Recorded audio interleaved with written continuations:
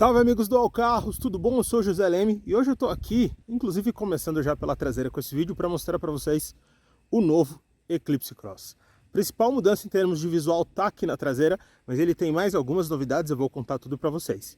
Vem comigo. Bem, a linha do Eclipse Cross continua igual, então a gente está falando de uma linha que tem 4 versões. O carro, né, já era produzido aqui no Brasil anteriormente e continua agora com essa reestilização. A gente está falando de uma linha que começa com a GLS, passa pela HPE, HPS e HPS AWC, que é essa versão que a gente está aqui, que é a versão de topo e a única que conta com tração integral. A gente tem a tração integral e ainda tem os modos de condução que a gente consegue alterar, né, dependendo do piso. A gente tem o modo normal, o modo Snow, né, que serve para pisos escorregadios, e o modo Gravel, que no caso a gente está falando de pisos como cascalho, terra, aí, que é um piso mais solto. Então a gente pode escolher esses 3 tipos de mudança que eles alteram: controle de tração, de estabilidade, freio ABS, resposta de câmbio, né, e do motor, tudo para fazer o carro aí responder na tração integral conforme o piso mais adequado. Mostrando aqui agora um pouco para vocês do carro efetivamente, né? A gente tem aqui essa traseira nova do Eclipse Cross. É a primeira reestilização do modelo aí desde que ele chegou ao Brasil.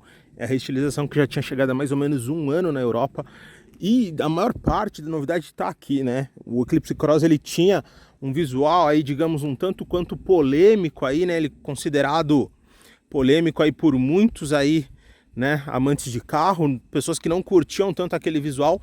E o que mudou? A principal diferença é a gente tinha aqui uma traseira aqui onde a gente tem o símbolo da Mitsubishi. A gente tinha na verdade um segundo vidro, né, aqui, um segundo vidro espia aqui, e a traseira ela tinha um pequeno bico aqui. Então assim, realmente não era um visual fácil para todo mundo, mas era um visual interessante que dava muita personalidade ao carro, sim, a meu ver. A gente tem também aqui, né, rodas com um novo desenho na lateral. Ele manteve a silhueta como um todo, né? Nisso daí não mudou. Mas o carro aí ele teve uma pequena crescidinha, apesar da plataforma ser a mesma, ele cresceu aí quase 150 milímetros no total.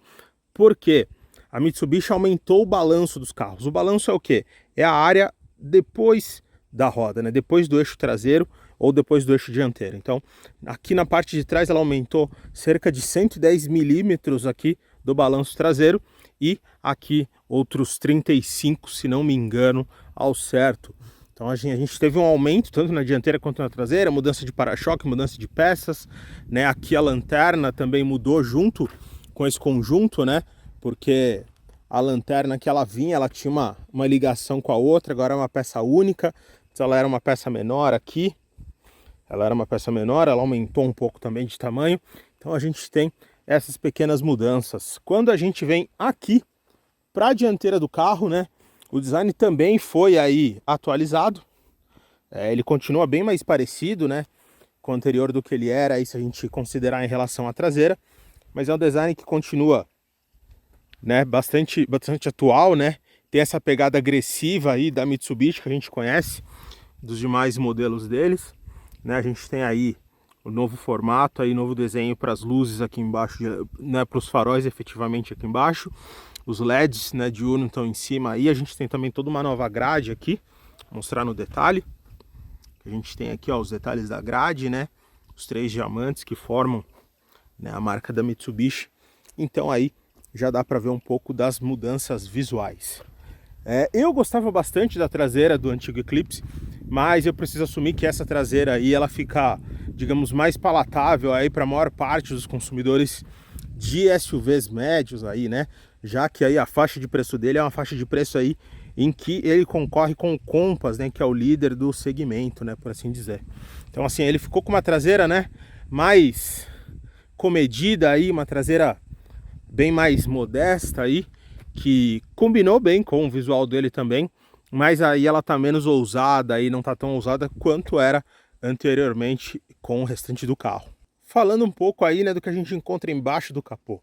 O carro já está um pouco sujinho, a gente já fez uma parte de test drive, então isso é normal. Mas falando um pouco do motor, é o mesmo que a gente já encontrava antes no Eclipse Cross. A gente está falando do motor 1.5 turbo, a gasolina com injeção direta, injeção indireta de combustível, que entrega 165 cavalos e 25,5 kg de torque. Então assim, O motor foi atualizado, né? Ele foi adaptado aí para atender a nova regra do Procon veio de emissões de ruídos do Brasil, mas a Mitsubishi conseguiu manter os mesmos números que ele entregava antes. O que ele teve foi uma nova calibragem, né, que ele ganhou uma curva aí diferente, por isso também teve que fazer um reajuste de câmbio, essas coisas para casar o motor com ele, mas sem grandes alterações. Então o carro continua respondendo bem.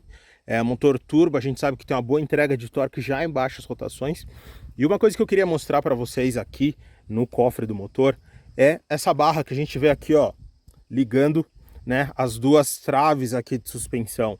Isso daqui é uma barra anti-torção. Obviamente a gente tem vários níveis, né, desse tipo de sistema que ajuda a manter a estabilidade do carro, evitar a torção do carro, e acho que isso representa muito aí da história da Mitsubishi, tanto com rally quanto com competições em geral, né? Porque essa preocupação de você oferecer aí uma rigidez torcional e trabalhar isso é uma coisa que dificilmente você vê hoje em carros de rua, que não sejam carros já de um viés esportivo, muito menos num SUV. Não é o tipo de coisa que a gente esperava ver, mas que o carro oferece. Além dessas alterações que eu comentei com você de motor e de câmbio, a Mitsubishi também fez aí alguns novos acertos de suspensão para deixar o carro um pouco mais confortável e diminuir o ruído. Além disso, ele tem novos pneus da Pirelli, né, pneus que foram homologados junto, né, da montadora com a fabricante aí, para garantir que ela atendesse ao carro. Então, segundo a Mitsubishi, o carro está um pouco menos ruidoso no rolar, né, porque são pneus Scorpion, são pneus com mais sílica, então eles também têm menos atrito, né, menos rolagem. Ali quando você está no asfalto ele tem menos arrasto, na verdade, né, para conseguir gerar tração e sair do movimento, o que ajuda também a economia de combustível aí, que é uma coisa que as marcas tentam de todas as maneiras conseguir aí melhorias aí pouco a pouco no carro. Nessa versão, que é a versão de topo, a gente está falando de um carro bem completo. A gente está falando de controle de tração, de estabilidade, alerta de ponto cego nos espelhos retrovisores, a gente está falando de ACC adaptativo, frenagem autônoma de emergência com alerta de colisão frontal, alerta de tráfego cruzado, assistente de partida em rampa, a gente tem controle de descida, a gente tem a tração integral, como eu comentei já anteriormente com vocês, com alguns modos de condução que a gente consegue alterar, a gente tem banco com sistema de aquecimento em vários níveis, a gente tem a central multimídia, né, JBL, com integração Android Auto e Apple CarPlay, né, por meio do cabo USB, e a gente também pode conectar até 2 celulares de uma vez, então é uma função bem interessante. Então, se a gente tem uma série de componentes, né, a gente tem painel, que é painel analógico, mas ele tem uma tela de TFT colorida que mostra, entre outras coisas, quanto da tração está sendo utilizada em cada eixo, como é que ela está entregando isso daí quando você está utilizando o carro no fora de estrada. Bem, agora eu vou entrar aqui e mostrar um pouquinho do interior para vocês, então vem comigo.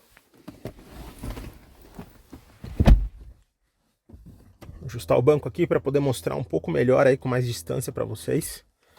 Muito bem, aí ligar o carro, chave presencial, partida por botão. Muito bem, temos aqui ó, o painel e o head-up display, que já subiu aqui rapidinho. Então aqui no head-up display a gente tem, não dá para vocês enxergarem aqui agora, eu acho, mas ele mostra para mim a velocidade do carro, então eu consigo ter algumas informações aí, não preciso tirar o olho da pista, o olhar da pista para conseguir, né, enxergar a velocidade do carro. Eu não preciso fazer esse movimento e olhar aqui pro painel, esse painel que eu tô mostrando inclusive agora para vocês aí, tá vendo? Falei, era o painel analógico, mas ele tem ali a tela. Se eu aperto o botão aqui no console central para mudar os modos de condução, ele vai mudando.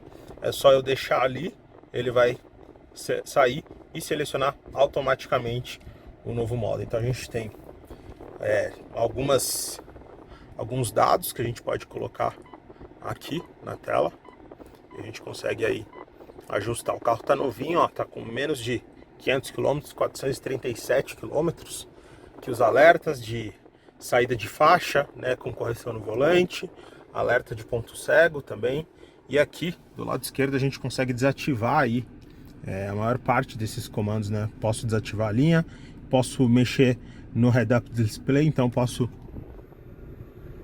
desligar, ó, e ele guarda se eu não quiser utilizar. Bem bacana, ó, ele tem a coberturinha, fica bem legal, protegido. Olha que massa isso daí, ó, bem legal, bem legal. Posso mexer aqui na luminosidade dele e na posição, posso ajustar ele se eu for mais alto, se for mais baixo, para ficar certinho no meu campo de visão. Bem, aqui a gente tem a central, agora tá desativada, né? Eu desativei ela aí, o Android Auto, o Apple CarPlay, então tá aqui, bacana.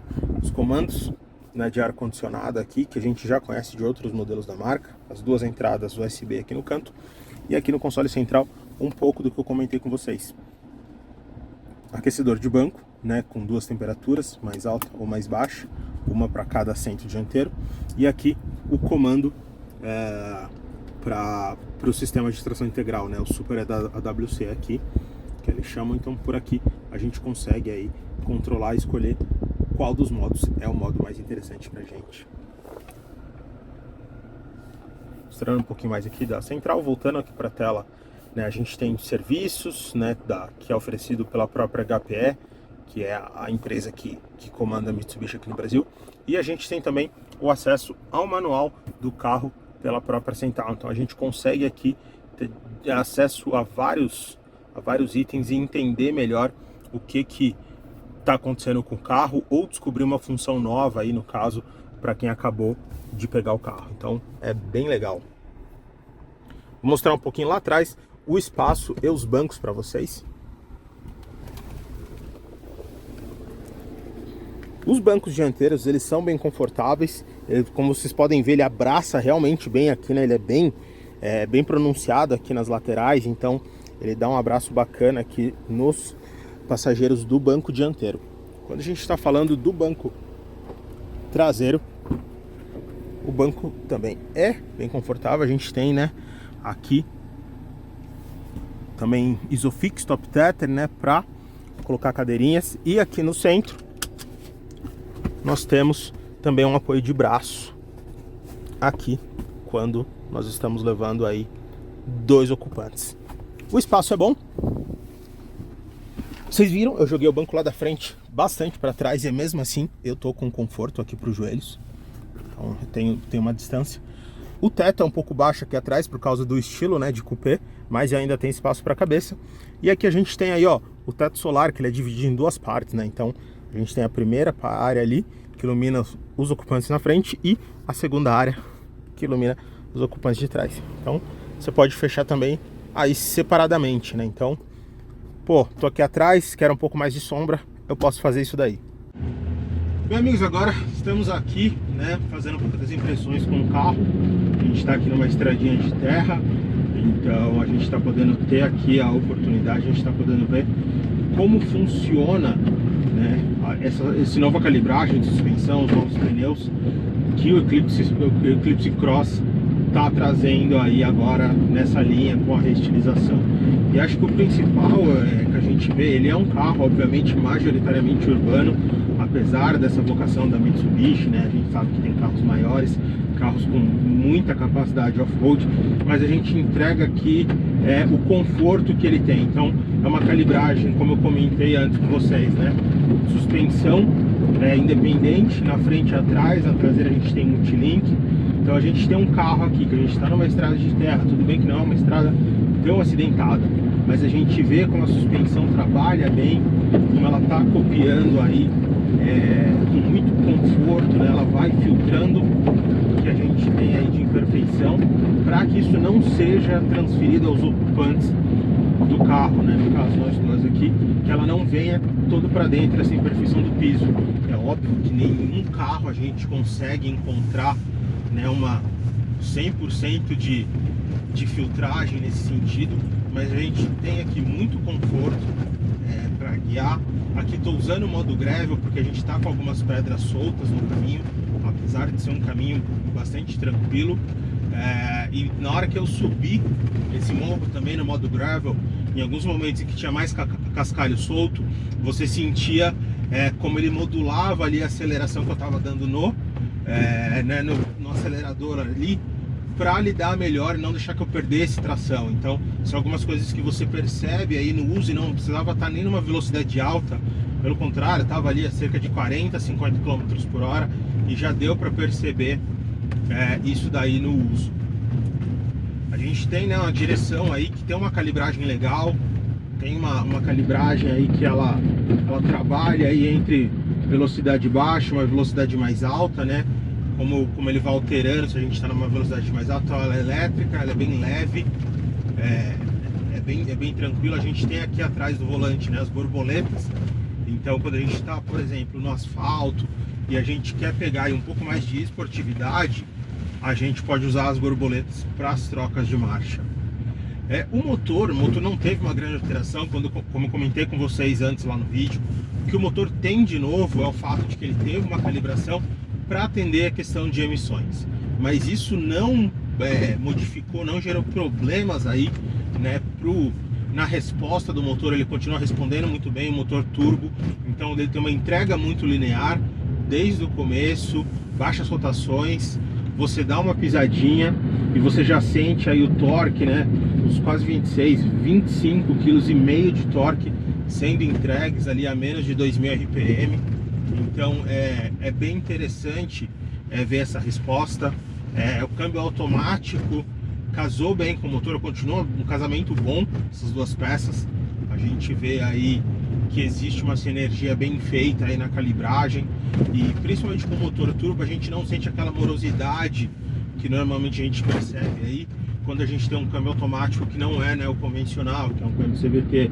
Então, assim, como a entrega de torque vem cedo, né, o conforto do câmbio CVT de não ter tranco, de ter trocas macias, fica mais evidente e não deixa a gente perder aí a resposta. Então aqui, ó, por exemplo, eu pisei um pouco, 2.500 RPM, ele já respondeu rapidinho aqui para eu ganhar velocidade na subida.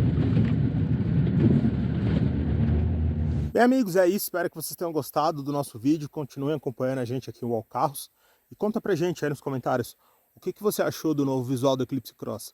Prefere essa nova traseira? Prefere a traseira antiga? Diz aí, qual faz mais a sua cabeça? Continue acompanhando a gente aqui. Tchau, tchau. Uau.